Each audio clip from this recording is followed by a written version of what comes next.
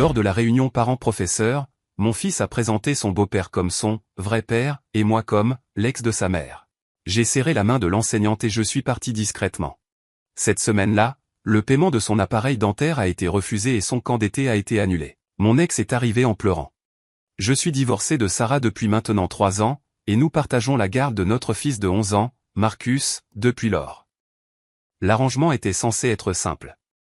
Je paie la pension alimentaire, je couvre ses frais médicaux, et nous partageons les décisions importantes.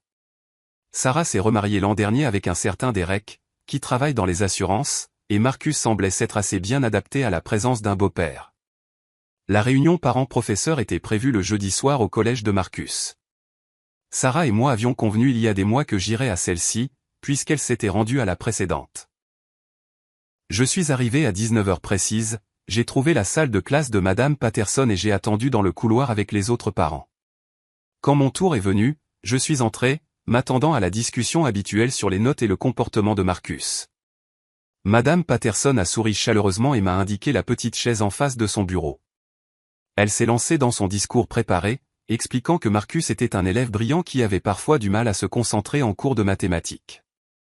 Au bout de 5 minutes, elle a mentionné à quel point c'était agréable de me rencontrer enfin, car elle avait déjà parlé plusieurs fois avec Derek cette année des progrès de Marcus. Je l'ai arrêté net et lui ai demandé ce qu'elle voulait dire. Elle a semblé confuse et a expliqué que Derek était venu aux événements scolaires, avait inscrit Marcus à la fête de la science et avait même assisté à la réunion d'orientation des parents bénévoles. Selon son journal de communication, Derek était répertorié comme le contact principal pour les questions scolaires et avait géré la plupart des correspondances avec les enseignants. Les pièces du puzzle se sont rapidement assemblées. J'ai demandé à Madame Patterson de me montrer les coordonnées de l'école et, bien sûr, le nom de Derek était inscrit comme contact d'urgence principal, tandis que j'étais marqué comme secondaire. Sarah avait apparemment soumis de nouveaux formulaires de contact au début de l'année scolaire, faisant de Derek l'interlocuteur principal pour toutes les communications de l'école sans en discuter avec moi. Madame Patterson semblait vraiment mal à l'aise en réalisant que quelque chose n'allait pas. Elle a mentionné que la semaine dernière, Marcus avait présenté Derek à son entraîneur de football comme son vrai père et m'avait désigné comme l'ex-petit ami de sa mère. Elle avait trouvé ça étrange sur le moment, mais avait supposé que ce n'était que la confusion d'un enfant face à la dynamique familiale. J'ai remercié Madame Patterson pour son temps, j'ai demandé des copies de tous les formulaires de contact que Sarah avait soumis, et j'ai quitté le bâtiment. Le trajet de retour m'a donné le temps de digérer ce qui s'était passé. Sarah ne s'était pas seulement remariée. Elle travaillait activement à me mettre sur la touche dans la vie de Marcus pour me remplacer par Derek. Les changements de contact à l'école n'étaient que la partie émergée de l'iceberg. Cette nuit-là, j'ai passé des heures à parcourir mes dossiers et à passer des appels.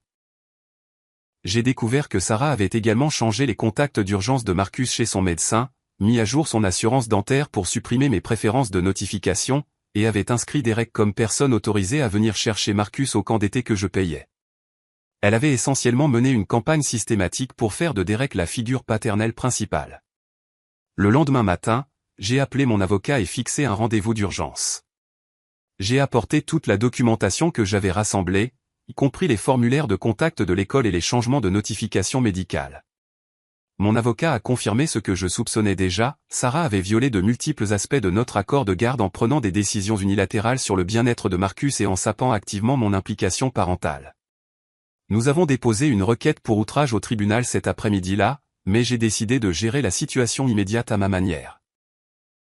J'ai appelé l'orthodontiste de Marcus et j'ai découvert que, bien que je sois toujours désigné comme le responsable financier, Sarah amenait Derek au rendez-vous et le présentait comme le beau-père de Marcus qui aidait aux décisions médicales.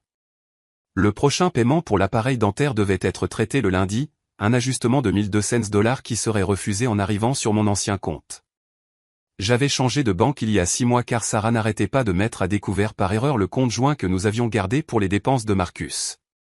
Je lui avais donné les nouvelles coordonnées bancaires, mais elle avait apparemment continué à utiliser les anciens numéros de routage, supposant que je continuerais simplement à couvrir la différence lorsque les paiements seraient retournés.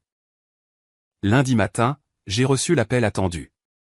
Sarah était affolée, expliquant que l'orthodontiste de Marcus avait appelé au sujet du paiement refusé et menaçait de suspendre son traitement.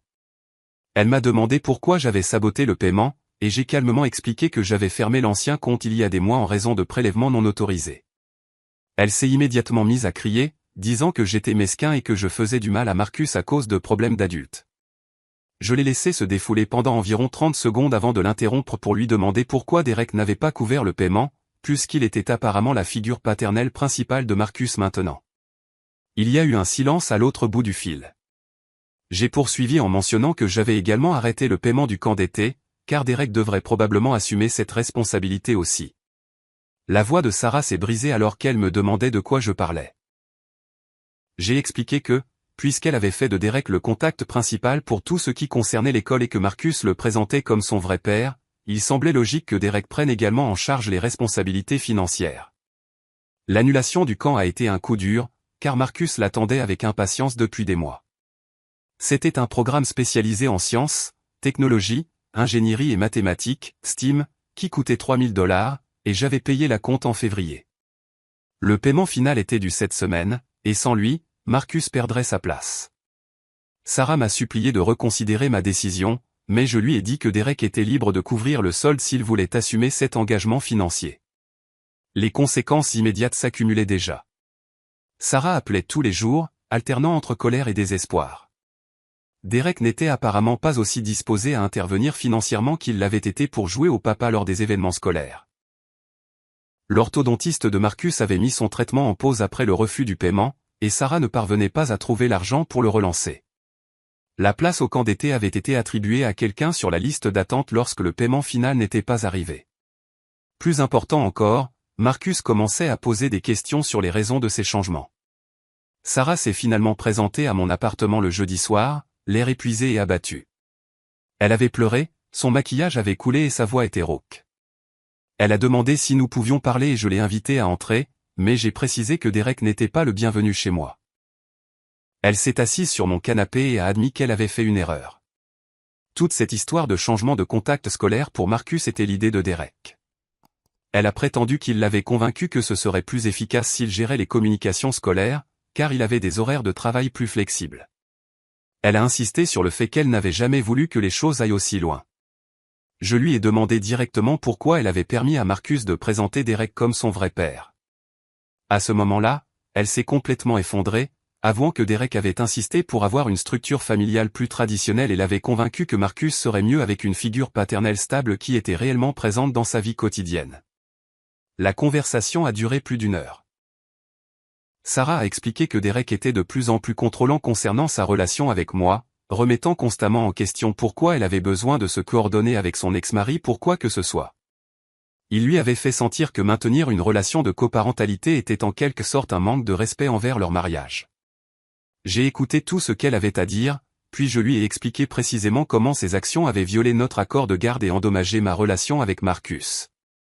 J'ai clairement indiqué que le soutien financier ne continuerait que si elle corrigeait immédiatement tous les formulaires de contact et rétablissait mon accès égal aux informations scolaires et médicales. Mise à jour 2, 6 semaines plus tard. Sarah avait corrigé la plupart des problèmes de contact, mais les dommages causés à ma relation avec Marcus étaient plus difficiles à réparer. Il avait été confus et blessé par les changements soudains dans ses plans d'été et était assez grand pour comprendre que ses parents se disputaient à nouveau. Le gamin attendait ce camp STEAM depuis l'hiver, et voir sa déception a été la partie la plus difficile de toute cette situation. L'audience pour outrage au tribunal s'est déroulée exactement comme prévu. Le juge n'était pas du tout satisfait des changements unilatéraux de Sarah concernant les contacts scolaires et médicaux de Marcus sans me consulter. Elle a reçu une réprimande officielle et a été condamnée à payer mes frais d'avocat. Plus important encore, l'accord de garde a été modifié pour inclure une clause spécifique exigeant le consentement des 2 parents pour toute modification des contacts d'urgence ou des préférences de communication. Derek s'était apparemment montré peu coopératif pendant la procédure judiciaire. Selon Sarah, il était en colère à cause des frais d'avocat et avait commencé à se demander s'il voulait vraiment être impliqué dans tout ce drame. Les fissures dans leur mariage devenaient évidentes, même pour Marcus, qui a mentionné que Derek restait de plus en plus tard au travail. La situation avec l'orthodontiste s'est résolue lorsque la mère de Sarah est intervenue avec un prêt pour couvrir le paiement manqué. Le traitement de Marcus a repris, mais il avait perdu environ 6 semaines de progrès. La place au camp d'été était perdue pour de bon, ce qui signifiait que Marcus a passé le mois de juillet dans des camps de jour au centre de loisirs local au lieu du programme qui l'enthousiasmait tant. J'avais commencé à avoir de plus longues conversations avec Marcus sur la situation, en faisant attention de ne pas dire du mal de sa mère ou de Derek, mais en m'assurant qu'il comprenne que j'étais toujours son père et que je voulais être impliqué dans sa vie. Il a admis que Derek lui avait dit que les pères divorcés finissaient généralement par passer à autre chose et qu'il valait mieux pour tout le monde que les beaux-pères reprennent le rôle paternel. Mise à jour 3, 4 mois plus tard. La vraie victoire est venue lorsque Marcus a demandé s'il pouvait passer plus de temps chez moi. Le mariage de Sarah et Derek s'effondrait et Marcus se retrouvait au milieu de leur dispute. Derek avait apparemment perdu tout intérêt à jouer au papa une fois qu'il a réalisé que cela venait avec de vraies responsabilités et des obligations financières. Sarah m'a appelé un mardi soir, de nouveau en pleurs, pour me dire que Derek avait déménagé. Il était parti après une dispute au sujet de l'argent, plus précisément sur les coûts liés à l'éducation de Marcus. Selon Sarah, Derek s'attendait à ce que je continue de tout payer pendant qu'il jouait le rôle du père à l'école et lors des événements sociaux. La conversation était différente cette fois. Sarah semblait sincèrement pleine de remords et a admis qu'elle avait eu tort de laisser Derek s'ingérer dans ma relation avec Marcus. Elle m'a demandé si nous pouvions travailler ensemble pour reconstruire la relation de coparentalité que nous avions avant l'arrivée de Derek. J'ai accepté d'essayer, mais j'ai précisé que tout futur partenaire devrait respecter l'accord de garde existant et mon rôle de père de Marcus. Sarah a promis qu'elle avait appris sa leçon sur le fait de laisser de nouvelles relations interférer avec la stabilité de notre fils. Marcus a commencé à passer plus de temps à mon appartement, et nous avons commencé à travailler sur la reconstruction de notre relation. Les dommages de l'année écoulée n'allaient pas guérir du jour au lendemain, mais il semblait soulagé d'avoir de nouveau une situation familiale claire. Il avait marché sur des œufs autour de Derek pendant des mois, essayant d'équilibrer la loyauté envers sa mère avec sa relation naturelle avec moi. Mise à jour finale, 8 mois plus tard. Le divorce de Sarah et Derek a été finalisé le mois dernier. Le mariage avait à peine duré 18 mois, et Derek avait montré son vrai visage en essayant d'éviter toute responsabilité financière pour le chaos qu'il avait contribué à créer. Il était retourné dans son état d'origine et n'avait pas contacté Marcus depuis son départ. Marcus s'est bien adapté à l'absence de Derek, ce qui m'a dit tout ce que j'avais besoin de savoir sur l'authenticité de cette relation. Les enfants sentent quand l'intérêt de quelqu'un pour eux est conditionnel. Et le départ rapide de Derek a confirmé que ses sentiments pour Marcus étaient plus liés à l'envie d'impressionner Sarah qu'à un véritable attachement pour son fils. L'accord de garde fonctionnait mieux que jamais. Sarah avait appris à apprécier d'avoir un copain réellement engagé dans le bien-être de Marcus, et j'avais appris à être plus vigilant pour protéger mes droits parentaux. Nous avions tous les deux grandi de cette expérience, même si elle avait été douloureuse. Les notes de Marcus se sont considérablement améliorées une fois le drame familial apaisé. Il est entré au tableau d'honneur pour la première fois en 2 ans et a rejoint le club de robotique de l'école. La situation du camp d'été avait été décevante, mais il avait trouvé d'autres activités qui l'intéressaient tout autant, y compris un programme d'ingénierie le week-end qui était en fait mieux adapté à ses intérêts. Avec le recul, je suis reconnaissant que la situation nous ait forcés à aborder les problèmes dans notre relation de coparentalité. La tentative de Sarah de me mettre à l'écart s'était complètement retournée contre elle. Mais elle avait aussi montré à Marcus que je n'allais nulle part et que notre relation valait la peine de se battre. Les leçons financières n'ont pas non plus été perdues pour Sarah.